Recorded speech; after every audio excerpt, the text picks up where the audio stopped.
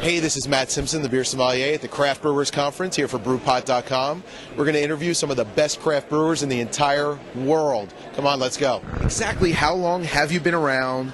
Tell me a little bit about, I know some of the styles that you guys provide. You got the Milk Stout, you got the Baltic Porter Imperial Stout, but tell our viewers about what you're providing and a little bit more about you. Well, Duck Rabbit, we sold our first beer in August of 2004, so we've been around about 4.5 years. We specialize in dark beers.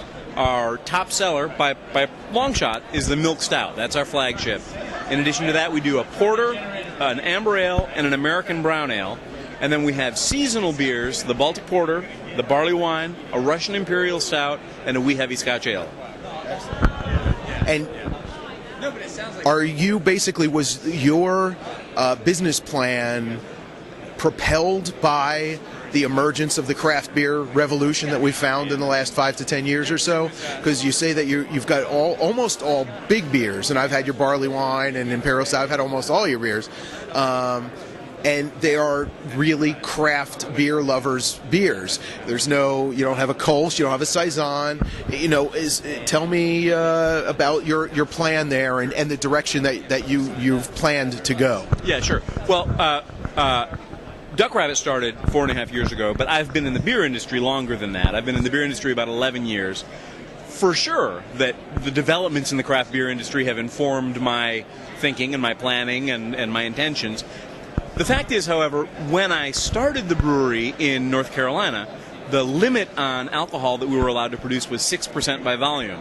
So at that time, those big beers were not allowed. Now, the law changed relatively soon after I started, but it was not an essential part of my business plan to make high alcohol beers. It was an essential part of my plan to make full flavored beers, and again, to specialize in dark beers. To steer away from beers that I think try to resemble or mimic more mass market offerings. Yeah.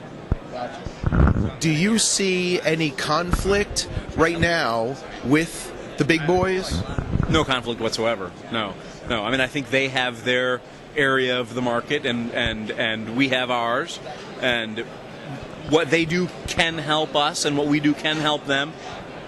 If we approach it with the right attitude. And that said, one of the questions that I like to ask what we consider really to be the little guys in the business, what's the biggest hindrance to you in growth of the business? I mean, I guess the thing that's keeping our growth slower than it might be right now, I think, is the enormous amount of paperwork that has to be done. And that's, I mean, part of that is just any business owner, and part of that is the alcohol industry specifically. I guess I think maybe I didn't plan for that as well as I might have, and I'm spending a lot more time handling paperwork than I want to or than I expected to. So eventually, you know, we'll hire somebody who's able to be an office manager and that sort of thing. But that's about it. I mean, we're finding opportunities for growth pretty easily. A couple of quick questions about your specific beers. Having had the Baltic Porter, I know it to be one of the most fabulous Baltic Porters on the face of the planet. That said, I wouldn't have known about it had it not been for beer websites that are out there now, much like BrewPot.com hopes to be down, you know, hopefully in the relatively near future. Do you see the sort of the web and Web 2.0 and that industry, the IT side, helping to propel the word of Duck Rabbit Brewing? Oh, sure, absolutely. You know, I'm kind of an old guy, and so I'm maybe not as savvy about all these sorts of things as a person could be, and my younger employees don't miss a chance to remind me of that. But there's no question that I think the sort of word gets out, that the web facilitates people learning about, as you said, you wouldn't have known about it had you not read about it there. We've been lucky that we've had very good word of mouth on these websites. You know, obviously it could go another way, but it's treated us well. And for sure, I mean, I think the dissemination of information just has gone great.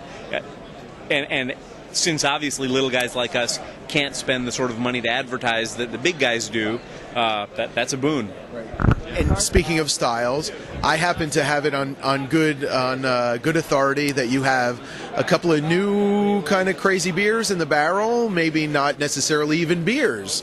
From what I understand, you might have a braggot or something along those lines that's awaiting dissemination. So tell us a little bit about what you've got planned. Sure. One of the little projects that we've started doing is a series of braggots. We're calling the series Chimera.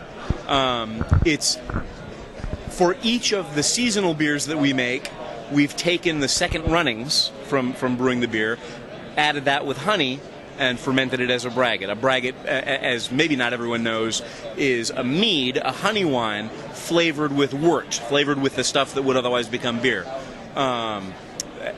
They are, in my opinion, and I think in the opinion of some other people who've had a chance to try them, particularly delicious. But meads do benefit from age, so we're not trying to rush them out. We definitely want to make sure that they're every bit as good as they should be. They will be very, very limited release. I mean, we didn't make a lot of each one of these. As long as brewpot.com and the beer sommelier get some, everything is okay. I understand. Right. So we have that.